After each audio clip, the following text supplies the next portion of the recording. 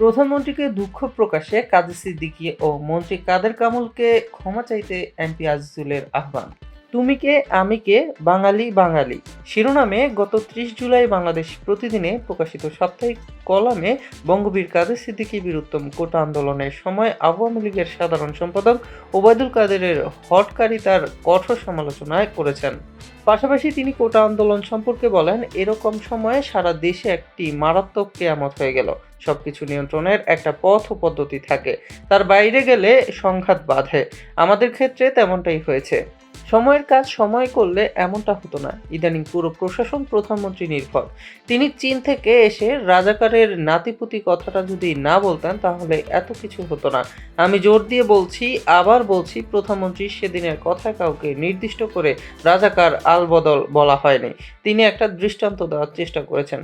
এদিকে যশোর ৬ কেশবপুর আসনের স্বতন্ত্র সংসদ সদস্য আজিজুল ইসলাম এমপি আজিজুল ওবায়দুল কাদের ও স্বরাষ্ট্রমন্ত্রীকে ক্ষমা চাওয়ার আহ্বান জানিয়েছেন। কাদের সিদ্দিকীর ভাষ্য শুনুন।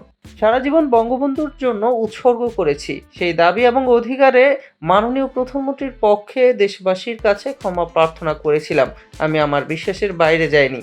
মাননীয় প্রধানমন্ত্রী বোন শেখ হাসিনাও দেশবাসীর কাছে দুঃখ প্রকাশ করলে আমার বিশ্বাস তিনি ছোট হতেন না, বরং শুধু এখনকার জন্য নয়, অতীত এবং ভবিষ্যতে সব নেতার চাইতে বাংলা এবং বাঙালির কাছে প্রিয় নেত্রী হিসেবে বিবেচিত হতেন।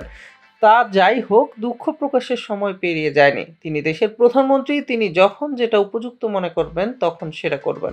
তার জ্ঞান বুদ্ধি বিচার বিবেচনা আমাদের মতো লক্ষ নির্বোধকে একত্র করলে যতটুকু তার চাইতে নিশ্চয়ই অনেক বেশি।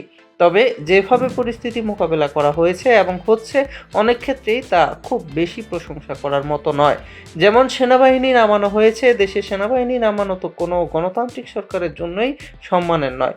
রাস্তার মোড়ে মোড়ে ট্যাঙ্ক, সেদিন হাইকোর্টে গিয়েছিলাম, গেটের সামনে ট্যাঙ্ক, এসব সভ্যতার পরিচয় নয়। আমি একসময় র্যাবকে পছন্দ করতাম না, কিন্তু তারা অনেক ভালো ভালো কাজ করেছে এবং করছে। তাদের হেলিকপ্টার দেওয়া হয়েছে বলে তারা তা আকাশে উড়াবে, সেখান থেকে স্মোক গ্রেনেড ছুড়বে, এটা কাম্য হতে পারে না। আজ কদিন ধরে শুনছি, কিছু কিছু তো দেখছি, বিএনপি জামায়াত বলে যাকে তাকে গ্রেপ্তার করা হচ্ছে। সত্যি যদি আওয়ামী নেতৃত্ব বিশ্বাস করে জামায়াত এবং বিএনপির অত শক্তি, তাহলে তাদের ঘুমাবার কোনো পথ নেই। বিএনপি জামায়াতের অত শক্তি নেই যে ঘটনা ঘটেছে শুধু তারাই তা ঘটাতে পারে। নিশ্চয়ই দুষ্কৃতিকারীদের হাত আছে, প্রভাব আছে, বাইরে অর্থ আছে, কিন্তু সরকার এবং প্রশাসনের কোনো ভুলই নেই তেমন নয়। সময়ের কাজ সময়ে করতে হয়, তা মোটেই করা হয়নি। সাধারণ মানুষকে যতটা গুরুত্ব দেওয়া দরকার ছিল তার বিন্দু বিসর্গও দেওয়া হয়নি। যেখানে দেশের মানুষকে একেবারে নিঃস্বরিক্ত করে রাখা হয়েছে, সেখানে মাননীয় প্রধানমন্ত্রী বোন শেখ হাসিনা এখন তাদের হাতে বিচারের ভার দিয়ে কি করবেন? গত অনেক বছরে দেশের জনগণকে তো কোনো দর্তব্যের মধ্যেও রাখা হয়নি। জনশক্তির যে আণবিক বোমার চাইতে শক্তিশালী, সে কথাটি তো অনেকেই ভুলে গেছেন। এখন তো বেনজিরের মতো কুলাঙ্গার দিয়েই চলে। মানুষ নানা ঘটনার থেকে শিখে, অথচ আমরা কোনো কিছুই শিখতে চাই না। কেন যেন আমরা সবসময় শুধু শেখাতে চাই।